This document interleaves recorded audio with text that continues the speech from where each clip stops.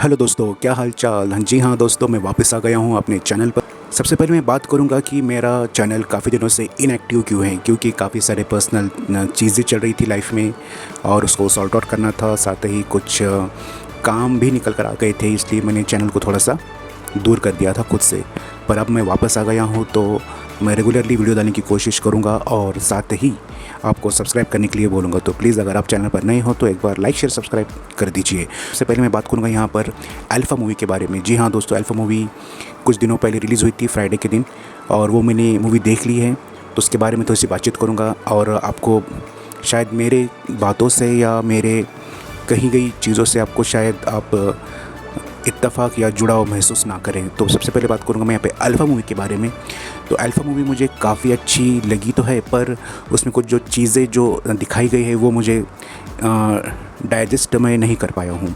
सबसे पहले बात करूँ मैं यहाँ पर मूवी के स्टोरी के बारे में। तो मूवी की स्टोरी यहाँ पर बिल्डअप तो काफ़ी अच्छी की गई है, पर यहाँ पर जो दिखाया गया है कि पाकिस्तान का एजेंट इंडिया में किस तरह से आकर इंडिया को मतलब बर्बाद करना चाहता है, ऐसा दिखाया गया है। यानी यूँ कहें कि एक पाकिस्तानी धुरंधर वाला बंदा इंडिया में आकर इंडिया को ख़त्म करना चाहता है, ऐसा बताया गया है। बात करेंगे यहाँ पर मूवी के बारे में, तो मूवी यहाँ पर काफ़ी सारी चीज़ें हमें प्रेजेंट करती है, क्योंकि एक स्पाई यूनिवर्स से जुड़ी है। साथ ही यहाँ पर हमें बताया गया है कि किस तरह से एक सीरम के थ्रू हम एक सोल्जर को किस तरह से पावरफुल बनाकर उसको हम, तो यहाँ पर वो चीज़ें मुझे काफ़ी मतलब पसंद तो आई थी, पर कुछ उसका सेंस नहीं बन पा रहा था मूवी के अंदर। और जिस तरह से अनिल कपूर की बैक स्टोरी दिखाई गई, जिस तरह से आलिया भट्ट शर्वरी को दिखाया गया, और हमारे लॉर्ड बॉबी जो है, बॉबी देओल, उनको दिखाया गया, वो काफ़ी सारी चीज़ें जो है उसको स्पेस काफ़ी कम मिला, उनको प्रेजेंटेशन करने के लिए काफ़ी टाइम कम मिला।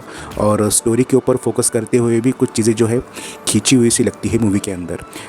जिस तरह से आलिया भट्ट का जो दिखाया जाए कि उसको पहले ट्रेन किया जाता है, और किस तरह से उसकी एक बहन रहती है शर्वरी, वो उसके बाप के पास में रहती है, और किस तरह से उसको ट्रेन किया जाता है, किस तरह से दोनों मिलते हैं। ये सब चीज़ें जो है एक सिनेमैटिक एक ड्रामा लगता है, पर हम जो मूवी से एक्सपेक्ट कर रहे थे, जो उम्मीद रख रहे थे मूवी से, वो हमें चीज़ें जो है मिलती हुई नज़र नहीं आती। बात करेंगे यहाँ पर आदित्य चोपड़ा के बारे में, जिन्होंने स्टोरी लिखी है। वो स्टोरी जो रिसेंटली इसके पहले जो मूवी आई थी स्पाई यूनिवर्स से, वो कनेक्ट तो नहीं होती है, स्पेशली मैं यहाँ पर कहना चाहूँगा। और वॉर 2 में जिस तरह से अनिल कपूर को इंट्रोड्यूस किया जाता है, जिस तरह से उनका रोल दिया जाता है, और उनको कैरी फॉरवर्ड करते हुए भी यहाँ पर वो दिखाए गए हैं। पर मुझे ऐसा लग रहा था कि अल्फ़ा में अगर बड़े कैमियोज़ रखे जाते, जिस तरह से यहाँ पर ऋतिक रोशन का कैमियो रखा गया था, और उसी तरह अगर शाहरुख खान का एज पठान बोल के उनको दिखाया जाता, या टाइगर को दिखाया जाता सलमान खान को, तो मूवी और पिकअप पर चली जाती। और यहाँ पर मैं बात करूँ इस मूवी के एक्शन के बारे में, तो एक्शन मूवी का काफ़ी ठीक ठाक सा लगा मुझे, क्योंकि आलिया भट्ट के जो एक्स्ट्रा के जो हाव भाव रहते हैं चेहरे पे के, वो साफ नज़र आ रहे थे। पर एक फ़ीमेल को अगर आप इतना पावरफुल बता रहे हो, तो उसकी बैक स्टोरी को भी उतना ही आपको स्ट्रॉन्ग रखना पड़ेगा। और बॉबी देओल को किस तरह से ट्रेन करते हैं, किस तरह से चीज़ें आगे बढ़ती है, उसको थोड़ा सा एक्सटेंड करना चाहिए था, ऐसा मुझे लगता है पर्सनली।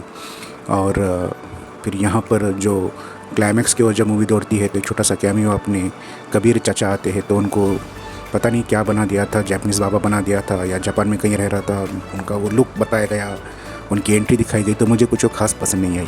पर वहाँ पर जो एक्शन सीक्वेंस रखा गया है, वो काफ़ी एक पॉलिश करके दिखाया गया था, और मैं चाहता था कि थोड़ा सा और एक्सटेंड वो सीन होना चाहिए था। अभी शुरू में से ही इस मूवी को काफ़ी निगेटिव से ही देखा जा रहा था, जिस तरह से वॉर 2 में इसका एक टीज़ हमें किया गया था। और लॉर्ड बॉबी यहाँ पर हमें 2 लैंग्वेज, एक्चुअली 3 लैंग्वेज बोलते हुए दिखाई गई। एक हरियाणवी दिखाई गई, एक बीच बीच में कहीं उर्दू बोलते हुए दिखाई गई, और बीच बीच में कहीं एक नॉर्मल हिंदी का टोन रखा गया है। कि एक्चुअली वो रोल को कौन सा लैंग्वेज देना चाहिए था, ये शायद डायरेक्टर को, राइटर को समझ में नहीं आया। तो ओवरऑल ये मूवी जो है स्पाई यूनिवर्स की है, ऐसा मानकर तो चलना चाहिए, पर जिस तरह से कैमियोज़ होने चाहिए थे, जिस तरह से मूवी को एक स्टोरी का एक मोड होना चाहिए था, वो यहाँ पर हमें पूरी तरह से मिसिंग था।